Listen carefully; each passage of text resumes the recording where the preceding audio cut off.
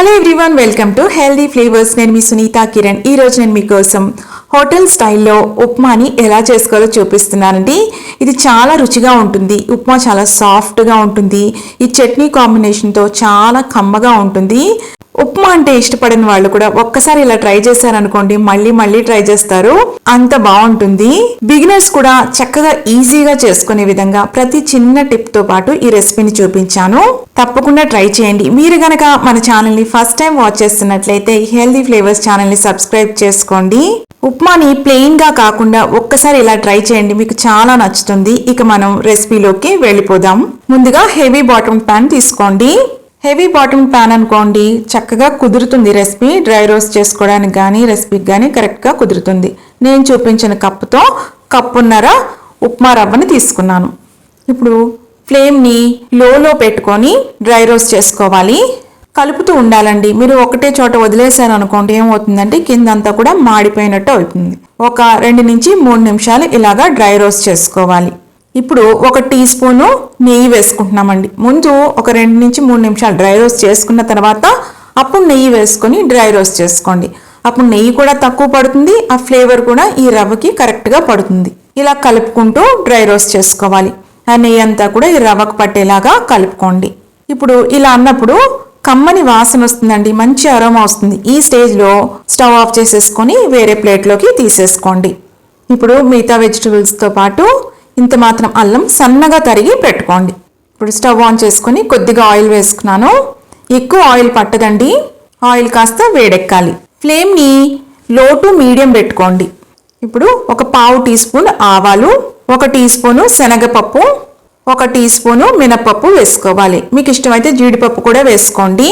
ఈ రెసిపీలో నేను green peas కూడా వాడుతున్నాను కాబట్టి జీడిపప్పు వేసుకోవడం లేదు. మీకు ఇష్టమైతే అది కూడా వేసుకోండి. ఇవన్నీ మాడిపోకూడదండి. ఫ్లేమ్ లోలో పెట్టుకొని ఆవాలనేవి కాస్త చిట్టుపెట్లాడాలి.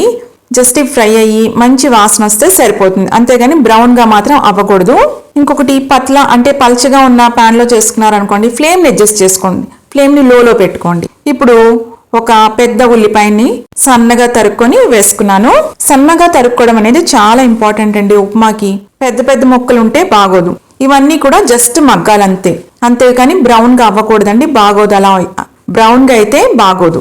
ఇప్పుడు ఒక 2 పచ్చిమిర్చిని ఇలాగా సన్నగా తరుక్కొని వేసుకున్నాను. అల్లం చూసారా ఎంత సన్నగా తరుక్కున్నానో. పెద్ద ముక్కలు ఉన్నాయనుకోండి అస్సలు బాగోదు. మీరు బాగా సన్నగా తరుక్కుంటేనే రుచిగా ఉంటుంది ఉప్మాకి. ఈ పచ్చిమిర్చి ఈ అల్లం ఘాటే సరిపోతుందండి.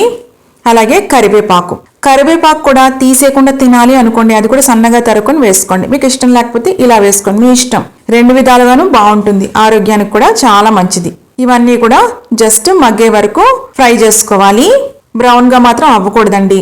ఇంకొకటి కరివేపాకు సన్నగా తరిగి వేసుకున్నాం అనుకోండి, పిల్లలకి అది అలవాటు అవుతుంది అనమాట, చిన్నప్పటి నుంచి అవి తినడం. దానివల్ల హెల్త్ బెనిఫిట్స్ చాలా ఉంటాయి కదా. ఫ్లేమ్ని లోలోనే పెట్టుకోండి ప్రాసెస్ అంతట్లో కూడా. ఒక 2 మీడియం సైజు టమాటోల్ని సన్నగా తరుక్కొని వేసుకుంటున్నాను. మీకు ఇష్టమైతే బాగా చిన్న ముక్కలుగా కట్ చేసిన క్యారెట్ కూడా వేసుకోవచ్చండి, బాగుంటుంది అలా కూడా. నేనైతే వేయడం లేదు. ఈ టమాటోలు కూడా వేసి నేను ఏం చేస్తున్నానంటే మూత పెట్టేసుకొని ఫ్లేమ్ని లోలో పెట్టుకొని మగ్గించుకుంటున్నాను. 3 నుంచి 4 నిమిషాలు టైం పడుతుంది.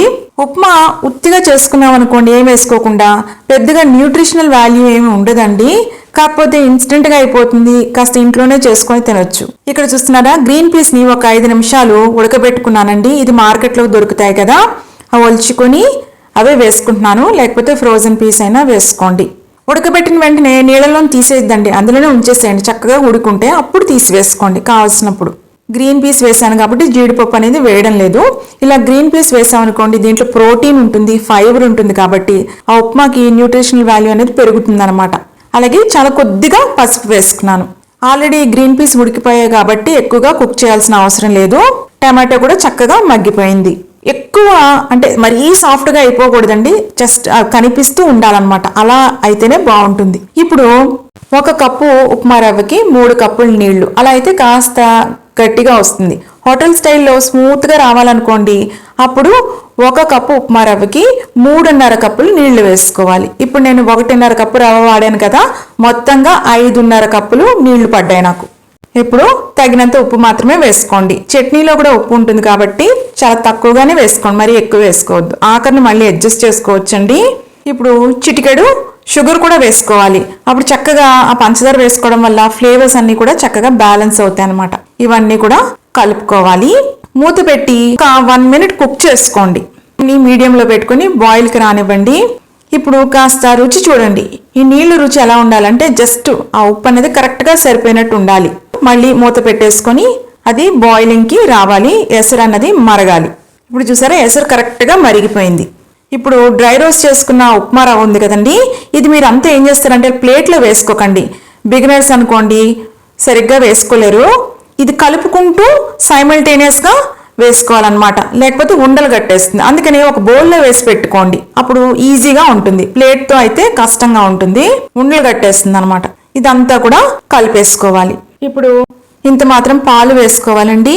ఫ్లేమ్ లోలో పెట్టేసుకుని పాలు వేసేసుకొని కలుపుకోండి. ఈ పాలు వేసుకోవడం వల్ల ఒకటి సాఫ్ట్గా ఉంటుంది ఉప్మా, రెండోది చాలా కమ్మగా ఉంటుందండి. ఈ స్టేజ్లో ఉప్పు కూడా ఒకసారి సరి చూసుకొని అవసరం పడితే వేసుకోవాలి. కాస్త ఉప్పు పడుతుంది అనిపించిందండి, ఉప్పు వేసేసుకుంటున్నాను. ఇంకోటి ఫ్లేమ్ కూడా లోలో పెట్టుకోండి. ఉప్పుగా ఉండకూడదు, ఆ చట్నీతో కరెక్ట్గా మ్యాచ్ అయ్యేలా ఉండాలన్నమాట. మూత పెట్టేసుకొని లో ఫ్లేమ్లో కుక్ చేసుకోండి. ఒక 5 నిమిషాల తర్వాత చూపిస్తున్నాను. చక్కగా కుక్ అయిపోయింది. ఈ స్టేజ్లో ఇంకో 2 నిమిషాల్లో అయిపోతుంది అన్నప్పుడు ఒక 2 టీ స్పూన్లు నెయ్యి వేసుకోండి. ఇలా ఆఖరణ వేసుకోవడం వల్ల చాలా ఫ్లేవర్ఫుల్గా ఉంటుంది ఉప్మా. వేసుకున్న తర్వాత కలుపుకోవాలి. కలుపుకొని మూత పెట్టుకొని ఒక్క 2 నిమిషాలు మగ్గించుకోండి. ఇప్పుడు చూసారా అడుగున ఇలాగ అంటుకోకుండా వస్తుంది. అలా వస్తే కరెక్ట్గా ఉప్మా అనేది కుక్ అయినట్టు.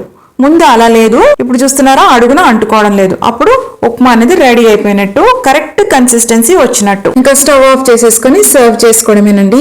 ఈ ఉప్మా చాలా టేస్టీగా ఉంటుంది. ఒక్కసారి ఇలా ట్రై చేశారనుకోండి మళ్ళీ మళ్ళీ ట్రై చేస్తారు. మధ్య మధ్యలో గ్రీన్ పీస్ తగులుతూ చాలా టేస్టీగా ఉంటుంది. ఇంకొకటి మంచి న్యూట్రిషనల్ వాల్యూ కూడా ఉంటుందండి. ఇలా వెజిటబుల్స్ యాడ్ చేసుకొని చేసుకోవడం వల్ల యాజ్ టీజ్ గా తినేయచ్చు అనమాట, అంత కమ్మగా ఉంటుంది.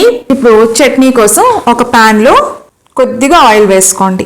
ఈ చట్నీ చేసే విధానంలో కూడా రుచి ఉంటుందండి. టిఫిన్ కి ఏ టిఫిన్ అయినా చక్కగా చట్నీ కరెక్ట్ గా ఉందనుకోండి చాలా రుచిగా అనిపిస్తుంది. ఇప్పుడు ఒక 5 పచ్చిమిరపకాయలు ఇలా ముక్కలు కట్ చేసి వేసుకుంటున్నాను.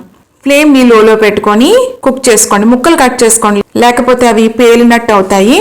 ఇవి బాగా డీప్ ఫ్రై అవ్వకూడదు, జస్ట్ మగ్గితేనే కరెక్ట్ టేస్ట్ ఉంటుంది అనమాట. మరి డీప్ ఫ్రై అయిపోయింది అనుకోండి, అంటే బాగా మగ్గిపోయాయి అనుకోండి, ఎక్కువ కారం ఉండదు. చట్నీ అంటే కాస్త కారం ఉంటేనే బాగుంటుందండి. చూసారా లైట్ గా మగ్గిపోయినాయి. ఇప్పుడు కొద్దిగా పుట్నాల పప్పు అండి, వేపిన శనగపప్పు అంటారు కదా, అది వేసుకొని 1 మినిట్ ఫ్రై చేసుకోవాలి. అప్పుడు చాలా రుచిగా ఉంటుంది అనమాట పచ్చడి. అలాగే పుట్నాల పప్పు ఎంత వేసుకున్నామో పల్లీలు కూడా డ్రై రోస్ట్ ఆల్రెడీ చేసుకొని పొట్టు తీసి వేసుకుంటున్నానండి, డైరెక్ట్ గా పచ్చివి వేసుకోలేదు. స్టవ్ ఆఫ్ చేసుకొని వేసుకోండి. అలాగే 2 వెల్లుల్లి. ఇప్పుడు చూసారా చాలా కొద్దిగా చింతపండు అండి, ఎక్కువ పులుపు ఉండకూడదు పచ్చడి, ఆ ఘాటే తెలియాలి. చింతపండుని ఒక 5 నిమిషాలు నానబెట్టుకున్నాను, గింజలు లేకుండా చూసుకోండి.